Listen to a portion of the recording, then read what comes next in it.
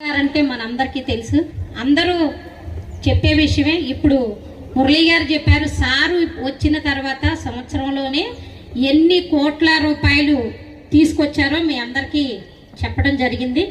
అన్ని కోట్లు తీసుకొచ్చారంటే అదంతా ఆయన మైండ్తో ఎక్కడి నుంచి తీసుకురావాలి, ఎవరి దగ్గరికి వెళ్ళి తీసుకురావాలి, మన పార్టీ కాకపోయినా సెంట్రల్ గవర్నమెంట్ నుంచి అయినా తీసుకురాగల సత్తా మన తుమ్మల గారికి మాత్రమే ఉంది. కాబట్టి ఇన్ని కోట్లు తీసుకురావటం జరిగింది. అలాగే ఆయన అపర భగీరథుడు అనొచ్చు. ఏంటంటే గోదావరి నీళ్లు తీసుకొచ్చి సీతారామ ప్రాజెక్టులో కృష్ణా గోదావరిని కలిసేటట్టు చేసి రైతులకి తాగునీరు అలాగే సాగునీరు అందించిన అపర భగీరథుడు మన తుమ్మల నాగేశ్వరరావు గారు. ఎందుకంటే అలాంటి కార్యక్రమాలు చేసేది మన తుమ్మల గారు తప్ప ఇంకెవరూ కూడా చేయలేరు. ఎందుకంటే జిల్లా మొత్తం, ఒక్క ఖమ్మమే కాదు జిల్లా మొత్తం కూడా తిరుగుతారు. ఇప్పుడు కూడా ఆయన ఇట్లా తిరుగుతున్నారంటే మనందరం కూడా ఆశ్చర్యపోవాలి. ఆయన చూసి మనందరం కూడా ఆదర్శంగా తీసుకోవాలి. నేర్చుకోవాల్సింది చాలా ఉంది ఆయనకి. ఈ రోజు వెళ్తున్నారు, మళ్ళీ ఎల్లుండి పొద్దున మళ్ళీ ఖమ్మం వస్తున్నారు. అంటే ఆయన ఈ టైంలో ఈ వయసులో కూడా ఎంత కష్టపడుతున్నారో మనందరికీ తెలుసు, చూస్తున్నాం కూడా.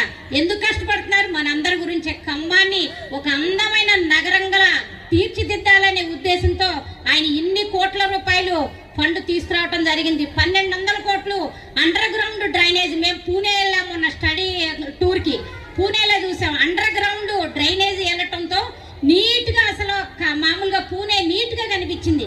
అసలు ఎలా కనిపిస్తుంది నీట్ గా అంటే అండర్ డ్రైనేజ్ ఎక్కడ కూడా డ్రైన్ కనిపించలే. మనకి అండర్ డ్రైనేజీలో వెళ్ళిపోతుంది. కాగితం పడినా, ఒక కవర్ పడినా, ఏది పడినా వెంటనే మేము టెక్నాలజీ బాగా మిషనరీతో బాగా వెంటనే కవర్లో తీసేసుకుని వెళ్ళిపోవటం జరుగుతుంది. రోడ్డు మీద ఒక్క కాగితం కనిపించలేదు, ఒక్క చెత్త కుప్ప కనిపించలేదు. అంత నీట్ గా చేశారు. అంత నీట్ గా చేశారంటే ప్రజలు, ఎన్జిఓస్, మన వాళ్ళ కార్పొరేషన్ అంతా కలిసి సమన్వయంగా పనిచేసి పూణేని అంత అందమైన సిటీగా తీర్చిదిద్దడం జరిగింది. ఇక్కడ మీరు కూడా ప్రజల అండదండలు ఉంటే ఖమ్మం కార్పొరేషన్ ని నెంబర్ 1 పొజిషన్ పూణే కంటే కూడా గొప్పగా మనం చూపించగలం. కానీ మీరందరూ కూడా మాకు మీరందరూ సహకరించాలి. ప్రతి వాళ్ళు కూడా ప్రతి డివిజన్ లో కూడా మీరందరూ సహకరించాలి. సార్ కోరుకునేది కూడా అదే. ఖమ్మం అందంగా ఉండాలి, ఎక్కడికి వచ్చినా చెట్లు కనిపించాలి, అందంగా కనిపించాలని ఆయన కోరిక.